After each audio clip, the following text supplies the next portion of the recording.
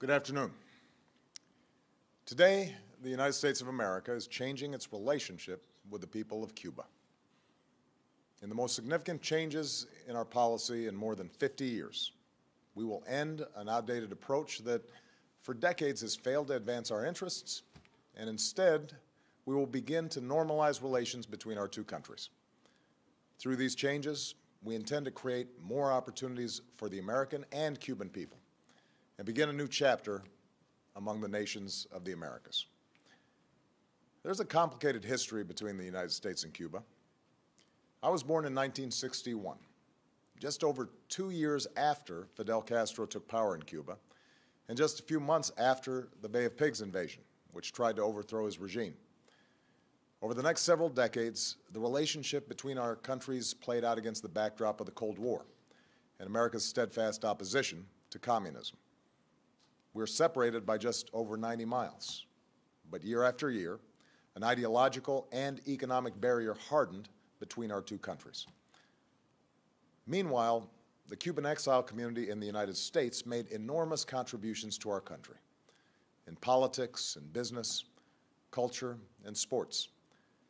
Like immigrants before, Cubans helped remake America, even as they felt a painful yearning for the land and families they left behind.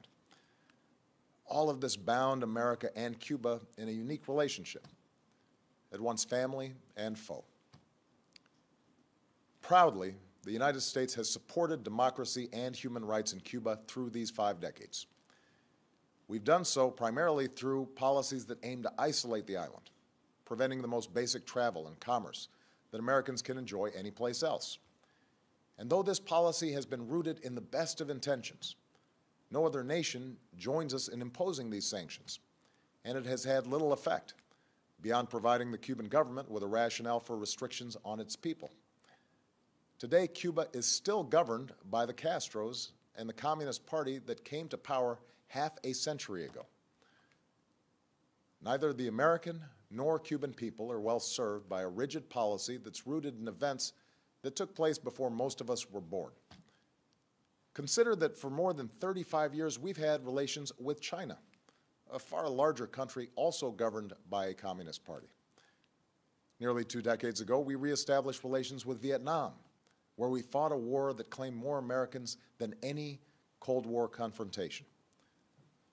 That's why, when I came into office, I promised to re-examine our Cuba policy. As a start, we lifted restrictions for Cuban Americans to travel and send remittances to their families in Cuba.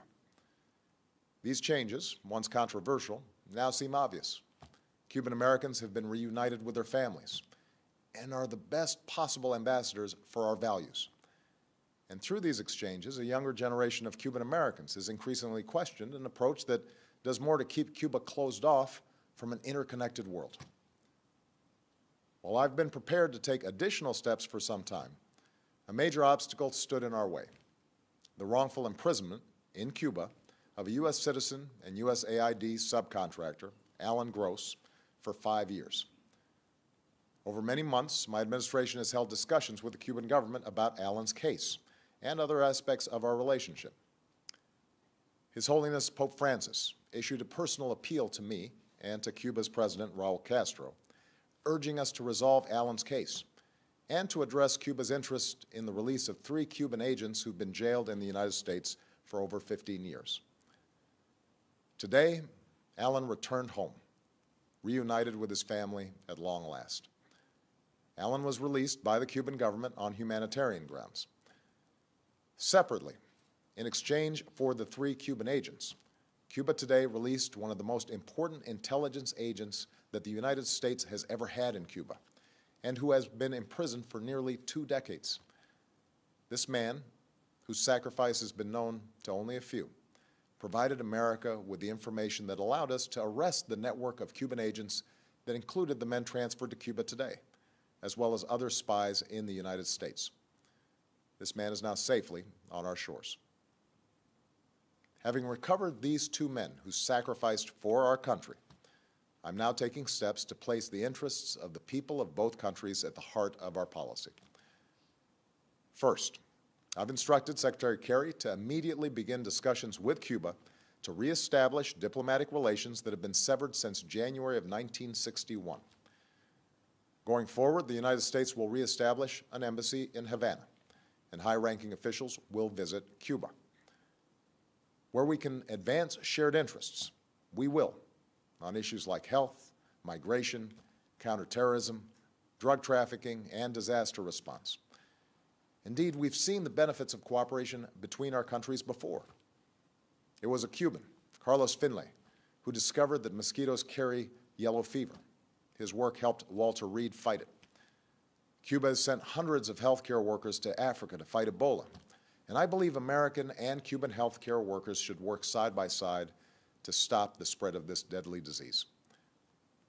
Now, where we disagree, we will raise those differences directly, as we will continue to do on issues related to democracy and human rights in Cuba. But I believe that we can do more to support the Cuban people and promote our values through engagement. After all, these 50 years have shown that isolation has not worked. It's time for a new approach. Second, I've instructed Secretary Kerry to review Cuba's designation as a state sponsor of terrorism. This review will be guided by the facts and the law. Terrorism has changed in the last several decades. At a time when we are focused on threats from al-Qaeda to ISIL, a nation that meets our conditions and renounces the use of terrorism should not face this sanction. Third, we are taking steps to increase travel, commerce, and the flow of information to and from Cuba. This is fundamentally about freedom and openness, and also expresses my belief in the power of people-to-people engagement. With the changes I'm announcing today, it will be easier for Americans to travel to Cuba, and Americans will be able to use American credit and debit cards on the island. Nobody represents America's values better than the American people, and I believe this contact will ultimately do more to empower the Cuban people. I also believe that more resources should be able to reach the Cuban people, so we're significantly increasing the amount of money that can be sent to Cuba and removing limits on remittances that support humanitarian projects, the Cuban people, and the emerging Cuban private sector. I believe that American businesses should not be put at a disadvantage, and that increased commerce is good for Americans and for Cubans. So we will facilitate authorized transactions between the United States and Cuba. U.S. financial institutions will be allowed to open accounts at Cuban financial institutions, and it will be easier for U.S. exporters to sell goods in Cuba. I believe in the free flow of information. Unfortunately, our sanctions on Cuba have denied Cubans access to technology that has empowered individuals around the globe. So I've authorized increased telecommunications connections between the United States and Cuba. Businesses will be able to sell goods that enable Cubans to communicate with the United States and other countries. These are the steps that I can take as president to change this policy. The embargo that's been imposed for decades is now codified in legislation. As these changes unfold, I look forward to engaging Congress in an honest and serious debate about lifting the embargo.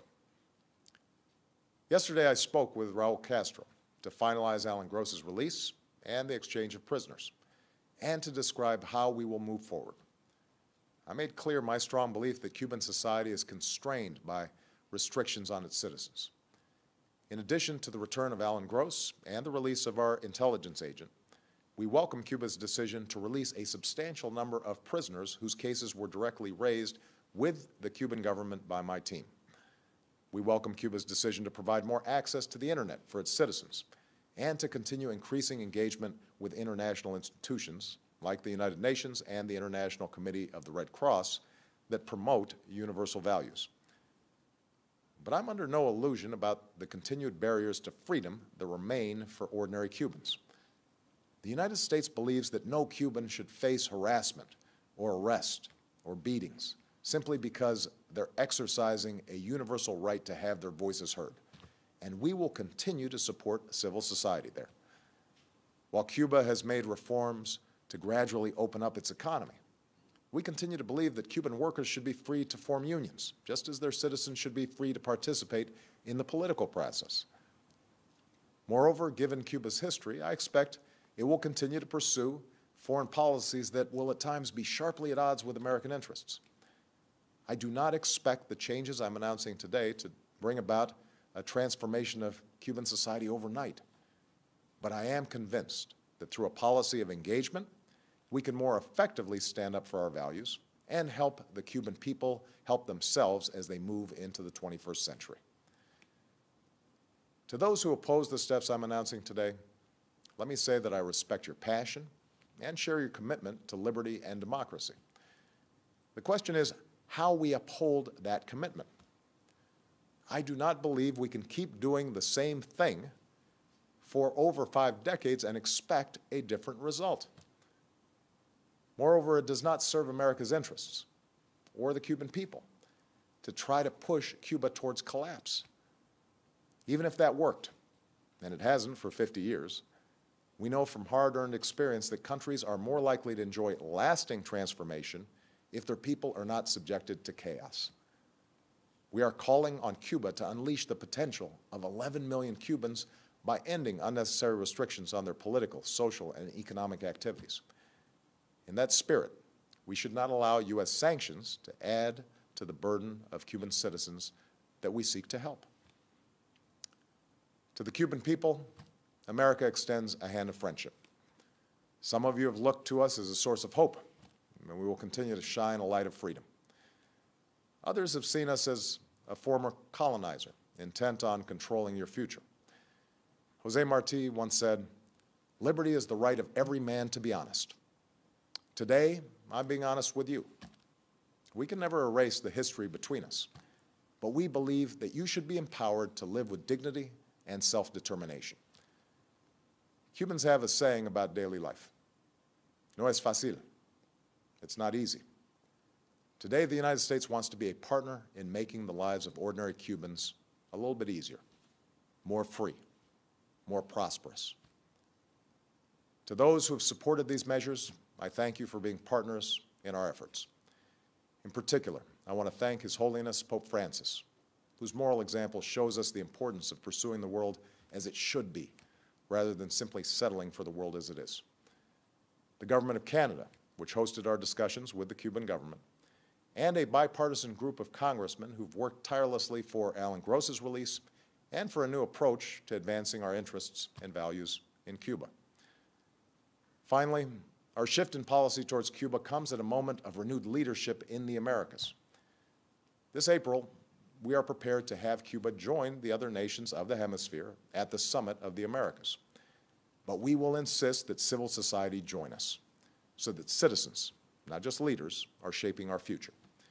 And I call on all my fellow leaders to give meaning to the commitment to democracy and human rights at the heart of the Inter-American Charter. Let us leave behind the legacy of both colonization and communism, the tyranny of drug cartels, dictators, and sham elections.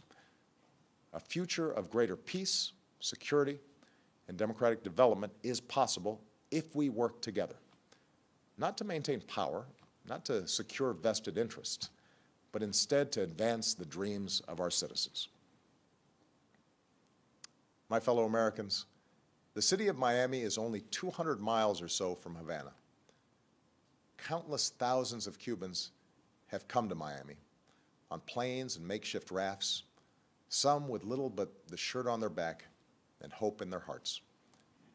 Today, Miami is often referred to as the capital of Latin America, but it is also a profoundly American city, a place that reminds us that ideals matter more than the color of our skin or the circumstances of our birth, a demonstration of what the Cuban people can achieve and the openness of the United States to our family to the south.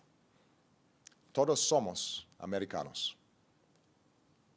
Change is hard in our own lives and in the lives of nations. And change is even harder when we carry the heavy weight of history on our shoulders.